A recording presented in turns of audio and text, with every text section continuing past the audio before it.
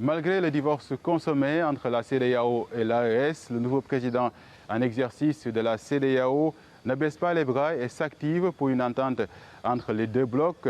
Marchant sur les pas de son prédécesseur, le chef de l'État Sierra Leone prône le rapprochement stratégique et partenarial des pays de la sous-région. Pour Julius Maada Bio, le départ du Burkina Faso, du Mali et du Niger de l'organisation ne signifie pas la fin des liens sécuritaires et économiques.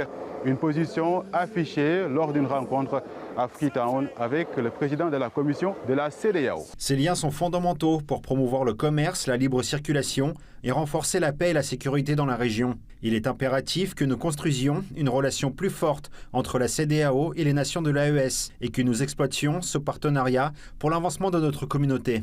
Cette posture d'unité est largement soutenue par des leaders africains lors d'un panel international ici à Dakar sur les 50 ans de la CEDEAO. Certains ont souligné l'urgence d'une collaboration sécuritaire renforcée entre la CEDEAO et l'AES. L'AES peut bien exister comme cadre spécifique dans l'ensemble des 15 États de la CEDEAO.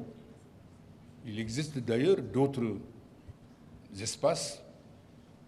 Il y a l'OMVS, il y a Mano River Union, il y a le Liptako Gourmand, il y a même le Conseil de l'Entente. Si 2 ou 3 pays pensent qu'ils peuvent faire mieux en matière de sécurité,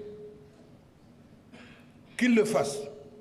Mais préservons les avantages que nous avons ensemble en tant que 15 États. Voilà, la CEDEAO travaille à engager une discussion et une collaboration avec les États membres de l'AES. Parce que ce n'est pas parce qu'on n'est plus dans le même espace que nous ne partageons pas les mêmes préoccupations, notamment la préoccupation sécuritaire. Aujourd'hui, toutes les réflexions qui doivent être engagées au sein de l'Union, c'est comment renforcer le dispositif sécuritaire de la CEDEAO. Mais cette volonté d'unité ne saurait se faire sans des réformes profondes de l'organisation. C'est la conviction aussi de certains leaders africains qui pensent que la CEDEAO n'est pas exempte de tout reproche dans la rupture avec l'AES. Et d'après certaines voix du continent, l'organisation doit faire sa mue pour faire face aux défis de l'heure. Du point de vue d'abord sécuritaire qui constitue un élément clé de l'action de la CEDEAO, elle ne répond pas forcément aux besoins et aux demandes des pays membres aujourd'hui qui font face à des menaces sécuritaires assez manifestes et exacerbées. La deuxième question est liée à la croissance économique au niveau de la CEDEAO. Avec autant de population, plus de 450 millions d'habitants, la CEDEAO peine toujours à tirer